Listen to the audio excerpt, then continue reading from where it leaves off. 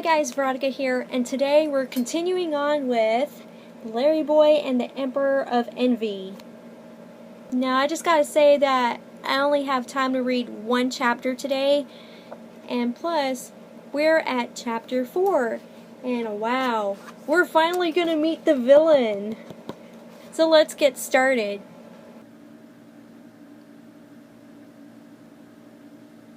Meanwhile, in a secret hideout on the edge of Bumbleyburg, an evil plan was being designed.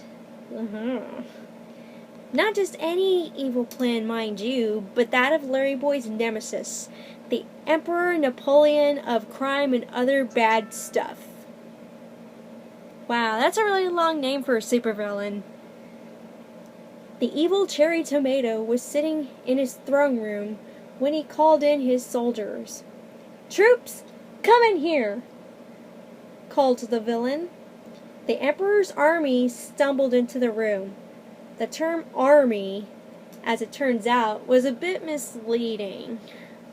In fact, this particular army was really two muscular sweet potatoes named Frank and Jesse. Yeah, they're these guys. "And we really aren't that sweet," said Jesse. "Dude, who are you talking to?" asked Frank. Sorry, I'm thinking about Freddy Fazbear over there. "Who are you talking to?" asked Frank. "Nobody," Jesse responded. "Listen up, soldiers," barked the Emperor. "It's time for me to share with you my plan to conquer all of Bumbleyburg." "How sweet! I've always wished we could do something like that," Jesse exclaimed. "I've managed to get my hands on a very special formula," the Emperor said. "I call it the Envy Formula." With a flourish, the Emperor waved a flask of blue liquid in front of the sweet potatoes. Wait a minute. The liquid is blue, but on here the liquid's purple. "Gee, I wish I had an Envy formula," Jesse commented. "I wish you'd be quiet," said Frank. "Anyone who drinks this formula will be filled with envy, and we all know that envy makes people weak. But with this formula, they become super weak," the Emperor continued, "and I plan to see to it that everyone in Bumbleyburg gets a taste." "That's nice," said Jesse. "Sharing like that is a real nice thing." "Let me get this straight," said Frank. "Drinking the formula makes a person jealous, and when they get jealous, they get super weak?" "That's right," answered the villain.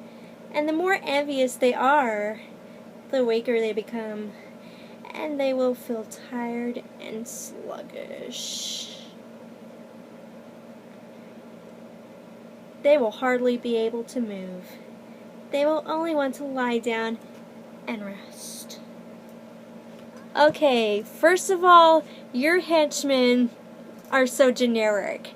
I mean, look at these guys. Look at these guys. Don't they remind you of Horace and Jasper from the 101 Dalmatians movie? Yeah. That's how generic they are, guys. "You know, I'm kind of tired myself," said Jesse. "Didn't you take a nap this afternoon?" asked Frank. "Yes, but only a little one." "Can we get back to the point, please?" demanded the Emperor. "Now then, are there any other questions?" "Yes," Jesse said. "Are you really a tomato?" The Emperor let out a growl. "Yes, I am a tomato." "But aren't you too small to be a tomato?" Jesse asked. "I've explained this 1,000,000 times," the Emperor ranted. "I am a cherry tomato. We are supposed to be small." So doesn't that make you more of a fruit than a tomato? Asked Jessie. Actually, Frank interrupted, from a strictly scientific standpoint, tomatoes are fruits and not vegetables. Really? Asked Jessie. I don't think I knew that. Quiet! Shouted the Emperor. Are there any more questions about the formula?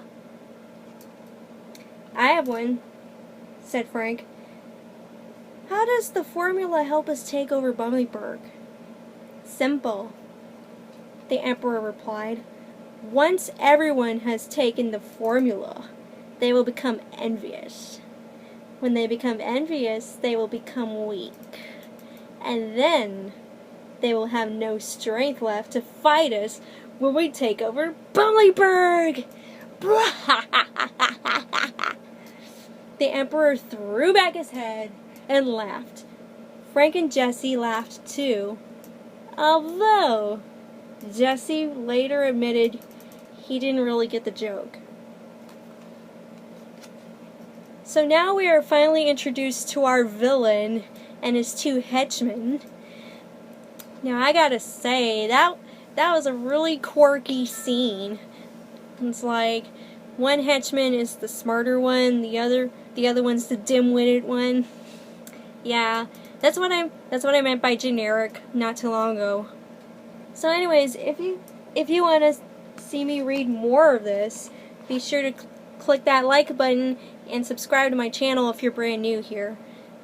And as always, I'm Whatsoever Critic, signing out. Well, I'm not always like let me rephrase that.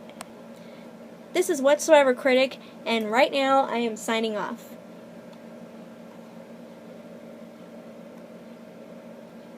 Yeah, I did that sign off, like, really. My Twitter's going off. Yeah, I've done that, yeah, the sign off's pretty good. Or might as well do what Mike does. Peace.